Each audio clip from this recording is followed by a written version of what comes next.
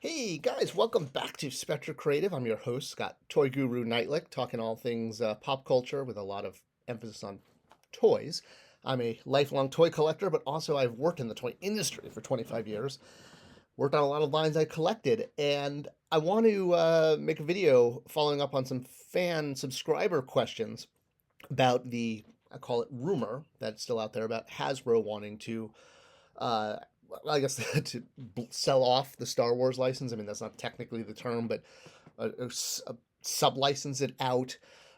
This was something that YouTube channel Doomcock had brought up a couple weeks ago, and I made a follow-up video talking about some of the business reasons why this may or may not be true. And again, we don't know if this is 100% true at this point, but I wanted to make a video getting your guys' thoughts on would you follow it to another licensor? Meaning, if Hasbro either didn't renew the contract, let's say, I think they have another 4 or 5 years, or they were successful in sublicensing it out, and you can go see I'll link it at the end, the previous video about some of the business rationale for why they would want to get out of, you're like, why would they want to get out of the Star Wars license? Well, a big reason is the overproliferation of the license. There's so much out there. Lego was really the first big hit. I mean, when Hasbro first had the license in the 90s, Lego hadn't yet come along. And it's all about share of dollar, right? So if you have, we'll call it $20 to spend on a Star Wars product, you know, let's, well, okay, because you got to mostly $30 now because, figures are more expensive. So it's if you have $30, do you buy this or do you buy this? I know these aren't both $30 products, but let's pretend they are.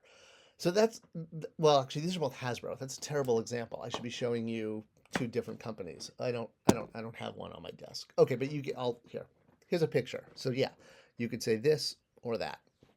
So, with the glory of the internet, I don't have to have everything on my desk. I can pull up images. All right.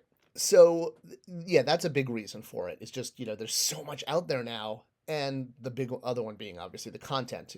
Back in the 90s, you could make Darth Vader, C3PO, and EV-99 all you wanted because they're fan favorites. Nowadays, they're getting a lot of characters that fans are not relating to. And I'll leave that for other channels to discuss. But yes, the content, it's also become diluted. There's so much content out there. There used to be 3 movies and a couple TV specials. Then there were 6 movies and 9 movies. Now there's 9 movies and like 20 TV shows, live action. So it dilutes the overall content when there's so much content out there. When there's only one book, that's it. 3 movies that becomes everything you can mine from. All right.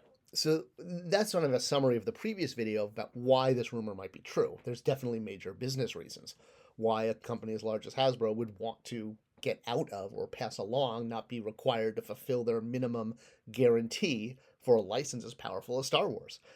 So then the question is, okay, let's say that Hasbro does do this, that they pass a license along, and it would not, probably would not go to a company like Mattel. It would go to a much smaller company, most likely, because Mattel would have the same issues that Hasbro has with why Hasbro isn't interested anymore in making so much Star Wars stuff. So this isn't something completely new. This happens all the time, where one brand goes from one company to another. I mean, Star Wars started at Kenner. Well, I guess then Hasbro bought Kenner. Let's use a different example. Let's look at, Batman, right? Batman used to be made by Kenner. Then Batman was made by Mattel.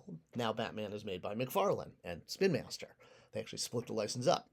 So this kind of thing happens all the time. Look at Marvel Legends. That's even a better example, right? It starts with Toy Biz, and in fact, this one I actually have, right? So here I have a Toy Biz Nightcrawler, said Kurt, and then here is a Hasbro version of the same character. If you were collecting Marvel Legends and you followed it from Toy Biz to Hasbro, you could do that because when they first relaunched Marvel Legends with Hasbro, they kind of stuck to the Toy Biz roadmap. Well, they were using a lot of their tooling at first, but they didn't re-release the same character in the same style for quite a few years. Eventually, they cracked that and figured out, oh, fans would like updates of major characters, especially if they, it's better articulation, pinless joints, blah blah blah blah blah. So that's an example of, again, a company taking over. Hasbro took over Marvel from Toy Biz, and kept the same line, the same scale going. Granted, the Toy Biz ones are not quite 6 inch, but you get it was meant, and it was the same name. It was Marvel Legends.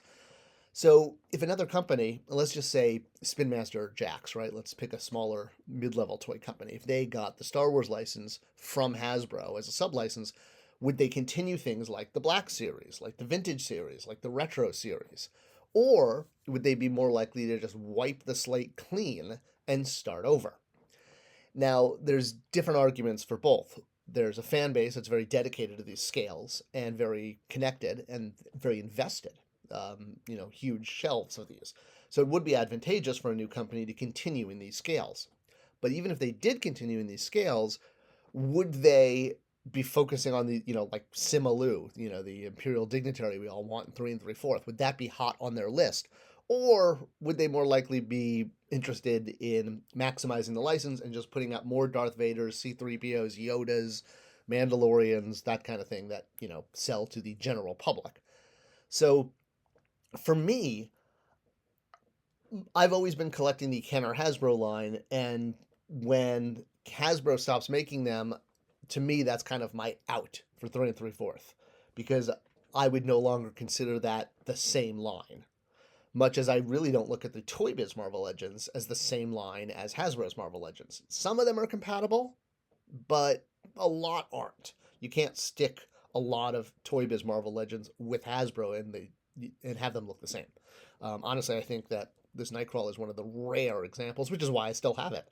I have very few of my Toy Biz Marvel Legends anymore. Most have been replaced by Hasbro. But in this case, I thought this was a superior figure because he had an articulated tail and he had articulated feet, which this version did not. That tail is not, it's swinging, but it doesn't have a bendy inside like that one. So it's a personal choice, but my predictions, if this was true, is another company, and again, call it Spin Master, call it Jada, call it Jax, call it Big Fun, Wicked Toys, Jazzwares, one of those sort of mid-tier companies. If they got the Star Wars license, would they continue the same scales?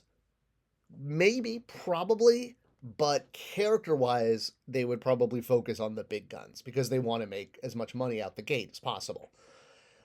Ideally, they would also get a collector line going and maybe pick up the pieces, but would it even be the vintage line anymore? Would it be Black Series, or would they just keep the scale but have a brand new name for the line?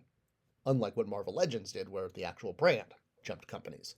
So there's a lot of, ducks in the air here, or, geese. Some people juggle geese. And for me personally, I mean, I've kind of been rooting for 3 3/4 to end eventually, because that way I can be like, I'm done. Collect them all. I like when a toy line ends, kind of like Justice League or Superpowers. But the likelihood that a company would just pick up and what happened with Marvel Legends back in 15 years ago and just keep going with the character selection as is, I'm thinking is slim. They're going to focus on Darth Vader. You're going to see and the droids and the characters that sell. So I'd love to know what you guys think. If this is true and Hasbro does give up the license, would you follow it to another company? Would it be contingent on them keeping the scale? Would it be contingent on them keeping the character release? Not just re-releasing all A-list characters again, but keeping with the obscure ones. Let me know in the comments below. It's a very curious thing, and we'll all have to pay attention in the next couple months and see what happens. Thanks for watching. Thanks for tuning in, and I'll see you guys in the next video.